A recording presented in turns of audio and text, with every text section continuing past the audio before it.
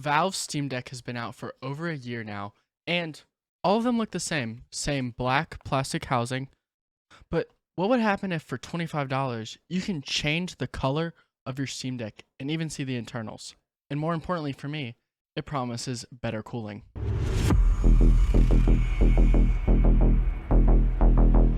Hey guys, what's going on? It's Chamber here, and today we'll be reviewing and installing the JSAW transparent backplate for the Steam Deck. This released a little while ago. It's one of those Steam Deck mods that I kind of at first was just like, who cares? But it really promises some really cool things. One thing that interests me is it actually has a thermal pad here on the backplate here, allowing better contact with the backplate and actually using it a little bit as a way to cool the CPU. If you have a standard Steam Deck, this really doesn't matter because you're going to be running about 15 watts max. For me, I've actually overclocked my Steam Deck, running a little bit higher frequencies, but more importantly, a higher power limit.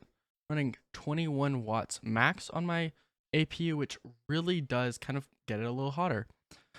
For example, when I'm playing games, I can see 90C pretty easily, which is perfectly fine for the Steam Deck, just something that I don't want to be running all the time. I want to kind of get the temps down as much as possible. This comes in a variety of colors. You can see all of them here. This is the red version that I have. You can also have clear. I think that's a brown, blue, green, and a purple. Reading it off the back of this box that you can't see. This also has customizable back buttons. So if the back buttons on your Steam Deck don't point out enough, so if you want to be able to easily hit them a little bit more, then this should also fix it as well. $25, I see this as a mod that's pretty simple. Pretty cool to do. So let's get some before numbers on the temperatures, and then let's install this thing and test it.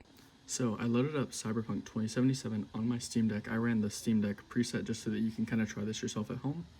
And here we have it. So I'm running about 84C on the GPU and about 86 on the CPU here, 2.8-ish gigahertz, 1600-ish megahertz on the actual GPU.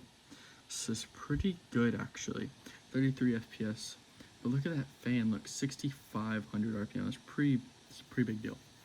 So what we're gonna be trying to do is get these temps lower, or more importantly, the fan quieter, so it's just not as loud. So now let's actually go over what's in the box. Here's everything that comes in the box. So in the box, you actually do have a screwdriver that comes with it. So this is really handy, just in case you don't have a screwdriver this small. If it'll focus, no, okay, no. But you do have enough screws for the Steam Deck to replace them. Stuff for your fingers, just to make sure if you do that. This is to help pry off the device, but I have an iFixit kit, so it doesn't really matter to me. And that's it, it's pretty simple. So what you wanna make sure you do before you do anything is hit the Steam button, power, and then hit shutdown. We don't want this device coming on, especially when we're gonna have a battery directly to us. We don't wanna get hurt or mess with the device. Now, let's open it up.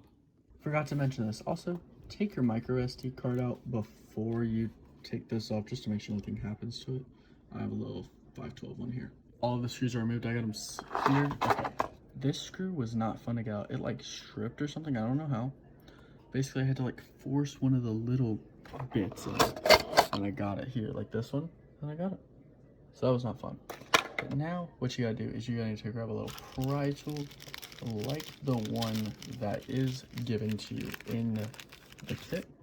Let me show you what you do. So you want to actually place it like right here, force the back off, and then just kind of run it across the top. I'm not gonna do it right here. I'm gonna do it off camera just because I don't have the easiest way to do it. But yeah, there we have the inside of the Steam Deck. First of all, these tools are really cheap and just don't feel very strong. As soon as I grab this iFixit tool, I can just instantly get it off. So maybe you want to think about getting yourself an iFixit kit here if you don't already. But now what I'm going to do is I'm going to fit this on, see what kind of buttons I like, and then install it. Got the back buttons installed. I just decided to install like the ones that are basically the same as the normal Steam Deck. You can also get ones that are a lot bigger if you want to, but for me, I just don't really see a point. Maybe I'll switch them. But now what you got to do is you just got to grab these screws here. It is labeled, and you actually need to screw in the buttons so that they don't fall out. Get ones that are a lot bigger if you want to, but for me, I just don't really see a point. Maybe I'll switch them. But now what you gotta do is you just got to grab these screws here. It is labeled, and you actually need to screw in the buttons so that they don't fall out. There it is installed. Now I just gotta do all of the screws, make sure that the buttons do click in. Might be a good idea, just make sure, yep. Then I did kind of spread this just to make sure it is fully contacting. But now I just gotta screw it all back together and put back in my little SD card. Then we can power it on and test. So make sure you look at the little diagrams because the screws on the 4 outside corners are a lot bigger and we don't want those going right into your Steam Deck, killing your hardware. And now it is back together. Look at it in its final form. It honestly looks really cool in my opinion. But now we just gotta load up ChamberTech and see how it performs. ChamberTech in the same area for about the same amount of time. And look, so give or take about 100 megahertz each side. So maybe 100 megahertz more on the GPU, like 100 megahertz less on the CPU. But look at those temps, dude.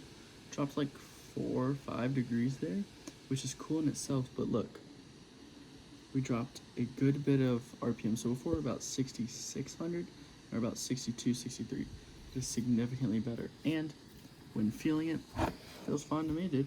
Like you're not gonna feel it like while you're gaming because you're gonna be holding it right here. These 2 spots feel hot. This is definitely warm though. Maybe you can put like a fan or something there. Definitely wouldn't want to touch that for a long time though. That is very warm. Honestly though, even if it performed the same temperature wise, I still would keep it just because A, you get the button options, and also it just looks cool. I mean, who doesn't want a red Steam Deck? There you have it. Steam Deck custom backplate, definitely a success.